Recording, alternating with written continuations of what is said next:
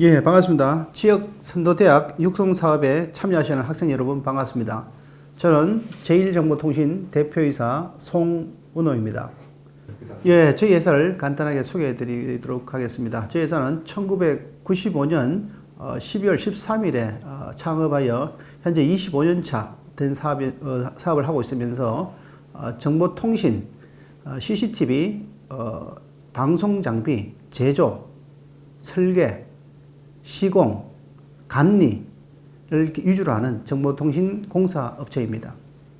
예, 저희 회사는 정보통신 회사이기 때문에 특히 정보통신 관련, 전자공학 관련 자격증을 위주로 하는 그런 업체입니다.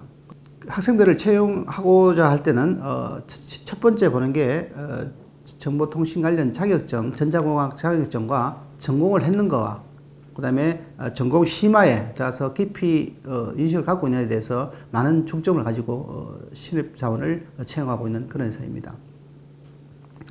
그 다음에 취업할 때 나이가 어떻게 되나는 또 질문을 많이 하시더라고요. 우리는 될 수 있으면 군대를 필요한 친구를 찾는 게 우선이고요. 그렇지 않지만 군대 현재 저희 업체는 병역 특례라는 업체를 같이 하고 있기 때문에 특례를 하지 않았더라도 그런 친구가 우리 식구하고 오랜 동안 같이 하잔다면 우리 그런 친구를 얼마든지 받아들일 수 있습니다. 나이와는 전혀 상관이 없다는 이야기를 드립니다. 그 다음에 여름 방학 때 인턴 준비를 하는 것이 좋을까요? 자격 준비를 어떻게 할까요? 이런 질문을 또 많이 하시더라고요.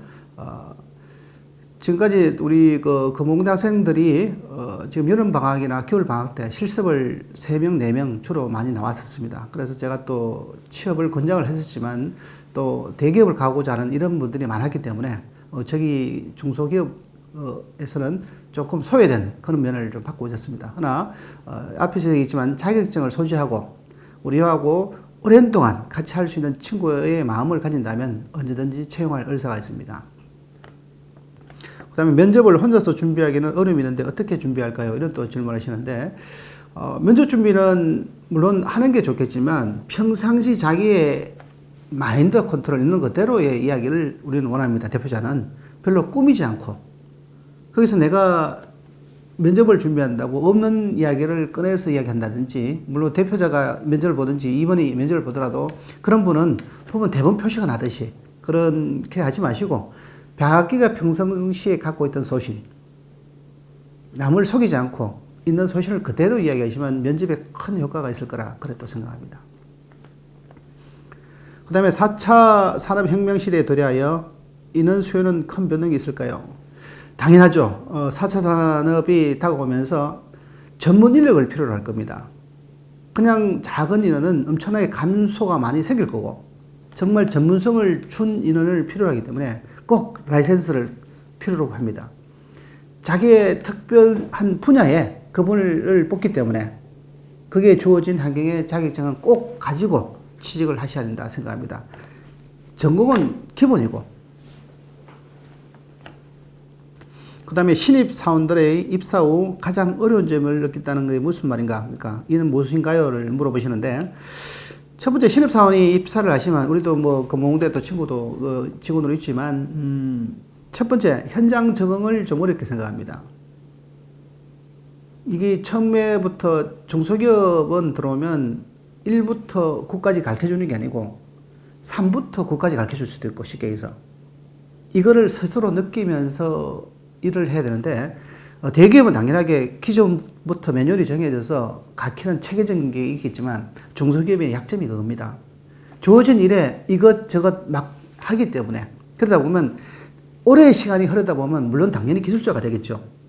그러나 그거를 가지고 단계별로 본인이 가지고 온다면 그거를 어렵게 생각하면 힘들겠지만 그거를 단계별로 본인 스스로 가지고 오면 냉주는 마지막에는 큰 기술자가 되지 않겠나. 이런 현장의 일과 그 다음에 두 번째 보통 보면 직원들과의 소통 과정을 가장 또 어렵게 생각하는 분들이 많습니다. 나보다 직책이 상관인데 이런 건 전혀 필요 없습니다. 사회생활 처음 나오시면 말 그대로 상사를 어렵게 생각한다면 그만큼 기술의 습득이 늦어진다는 생각을 가지면 좋겠습니다. 상사니 언제든지 내가 원하는 기술을 내가 물으면 그 상관은 가르쳐줄 준비가 되어 있다는 거. 하나 내가 먼저 물어보지도 않고 기술을 배우기 위해서는 갈 길이 멀기 때문에 그런 것도 염두에 두시고,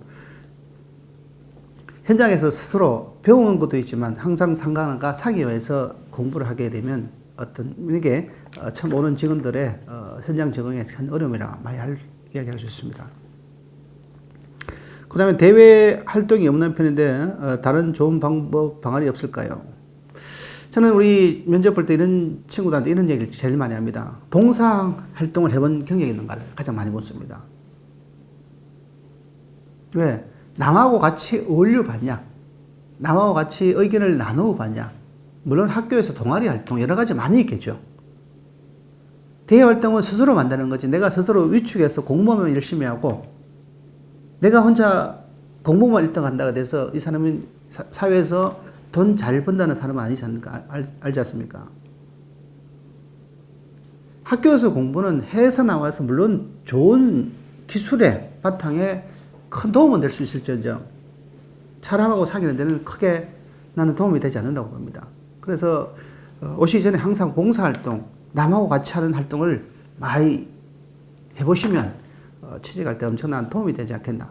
그리고 여러 가지 활동을 했는 사항을 이력서를 낼 때 상세히 기록을 해서 내시면 그 면접을 보시는 분들이 큰 플러스의 점수를 주지 않겠나, 또 그런 생각을 해봅니다. 그 다음에 회사의 대표가 될 만한 복지를 소개해 주세요. 앞에서 분명히 얘기했지만 저희 회사는 95년 12월에 창립해서 현재는 병역 특례업체라 하죠. 병역 특례업체를 가지고 있고 무료 기숙사, 그 다음에 대학을 가지 못한 친구들한테 작년부터 지금 대학교 무료로 보내드리고 있습니다. 이게 우리 회사에 물론 중소기업이기 때문에 다른 어떤 복지가 대기업보다는 많이 적겠지만 중소기업으로서의 제가 드릴 수 있는 게 한 3가지 정도. 그 다음 물론 기업이 발전하면 인센티브를 주는 거. 원래도 물론 인센티브를 전 직원한테 다 준 사례가 있었습니다. 회사가 발전하면 회사의 이익은 당연히 분배를 한다는 거. 그게 우리 회사의 강점이라도 이야기를 할 수 있습니다. 그 다음에 귀 회사 입사 시 워라벨은 어떤가요? 우리 회사의 근무 시간은 아침 8시 30분부터 5시 30분까지입니다. 그래서 저녁에 휴게 시간을 1시간 빼고 이상의 잔업을 하게 되면 자기의 일당의 수당의 150%를 추가로 더 지급합니다. 그러니까 결론은 8시 반에서 5시 반이면 퇴근을 한다, 이런 뜻입니다. 그러고 난 다음에 개인적으로 동아리 활동하는 거, 동아리라고 보기보다는 자격증 공부를 한다. 예, 사무실에서 그 비용을 다 부담해 드립니다. 자격증 책도 사드리고, 그 다음에 원하시면 야간에 폴리텍 대학이라든지 야간에 학교 다니는 것도 많습니다. 그 다음에 오토캐드라든지 여러 가지 엑셀이라든지 본인이 필요하다면 그 학교를 방문해서 교육받는 비용도 전액 무료로 지급해 드리고 있습니다. 우리 회사 작지만 좀 강한 회사를 키워보고자 하는 게 대표자의 어떤 욕망이기 때문에 지금까지 25년의 세월을 시간 동안 전 한 번도 좌절해 본 적이 없고 단 한 번도 매출이 밑으로 내려가 본 적은 단 한 번도 없었습니다. 근데 한꺼번에 커본 적도 없고 25년이라는 세월을 점차적으로 이렇게 25년의 세월이 왔는 그래프를 그릴 수 있습니다. 남들은 이렇게 올라갔다 내려갔다는데 저는 한 번도 그런 적이 없기 때문에 그래서 작지만 좀 강한 회사를 키워보는 게 대표자의 의지입니다. 오늘 이 학생 여러분과 같이 지역선도 대학 육성 사업에 참여하는 학생들과 같이 이렇게 한번 이야기를 해봤는데요.